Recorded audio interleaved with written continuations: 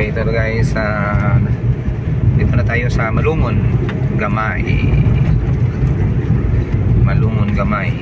Malungon Gamay. Gamay means maliit. Okay.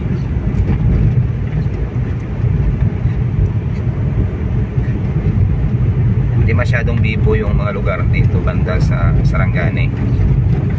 Unless kung nandun na kaya sa center. Kasi yung Sarangani kasi guys, na hahati ito sa tatlo, no?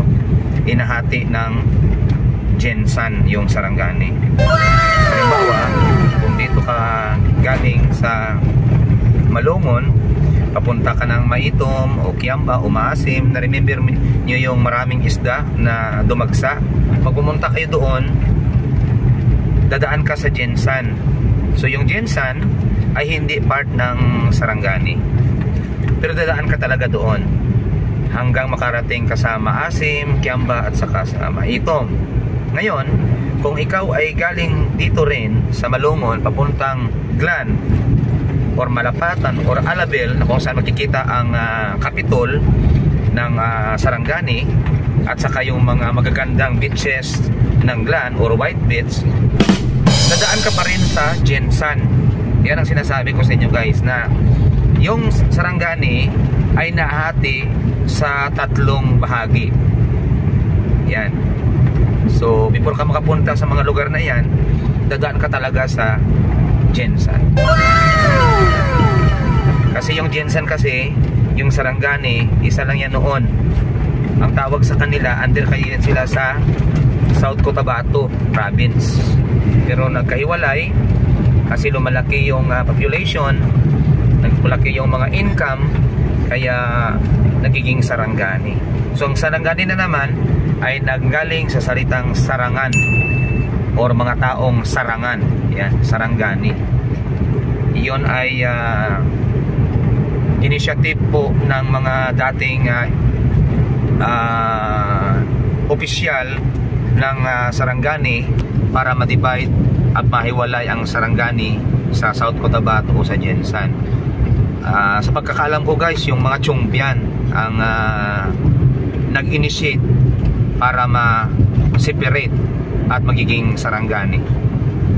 Sa dugang dagdag na informasyon, dito makikita yung mga property ni Pacman, ni Pacquiao sa Sarangani. Yung mga kapatid niya dito rin naging gobernador ngayon. So maya pakita ko naman sa inyo yung Malungon. Ito Malungon Gamay, mamaya Malungon, yung Malungong malaki.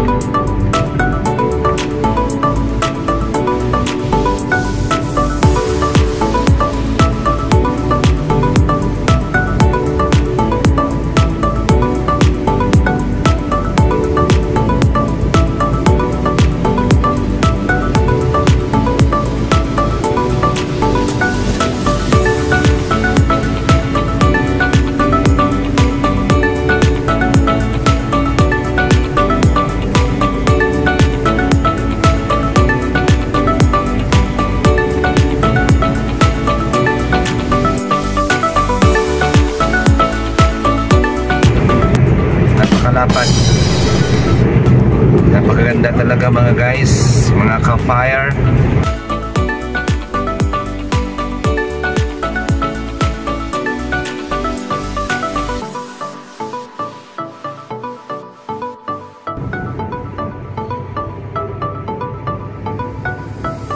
Gandang daan, makinis. Kagaya ng aking kutis, makinis.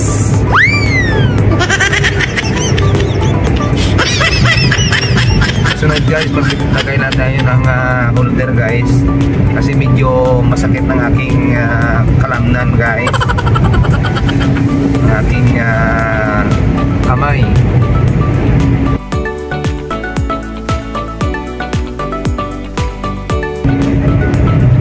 Nag-vlog while driving, bawal. Ayan, malapit na tayo sa Malungon. Sumibor ang Malungon. Kaya kanina pala guys, nakalimutan ko na pagkatapos ng Malungon Gamay, madaanan muna natin yung Banati,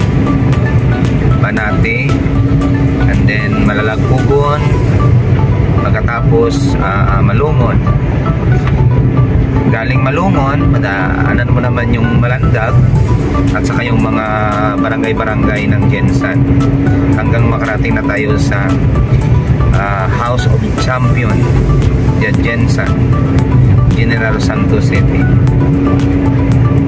So welcome pala kayo sa aking program guys, every Saturday 2:30 to 3:30 PM. So welcome mo sa inyong mga shout out, sa inyong mga greetings, no? Makikita lang yan guys sa 105.1 Mega News FM. At sa ating YouTube account, ATFP at Aspire TV. At paki-subscribe na lang po din yung Mentor at Aspire TV. Maraming salamat mga ka-fire, mga kakalayo.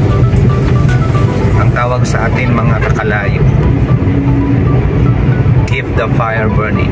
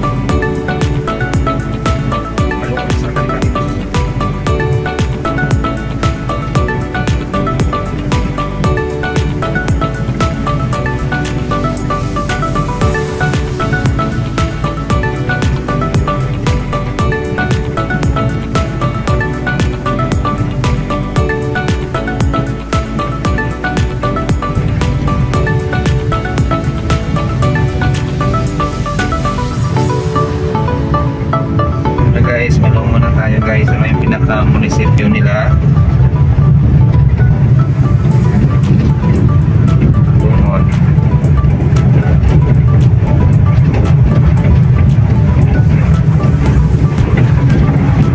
Ito naman yung Center of Commerce ng Malungon. Kanilang palengke. Dadalan tayo guys, tayo hinto. Kanilang ito ngayon, abroad naman tayo papuntang Malandag. Simple makarating tayo ng Gensan kasi hindi masyadong mabilis yung ating takbo. Ay mga 12 o'clock makarating na tayo ng Gensan.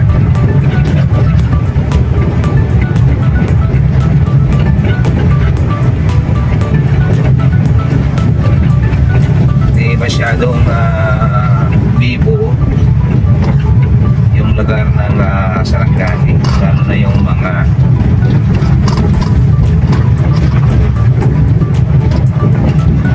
yan, parang simple ang buhay lang. Pero pinakamakaganda dito guys, hindi polluted na yung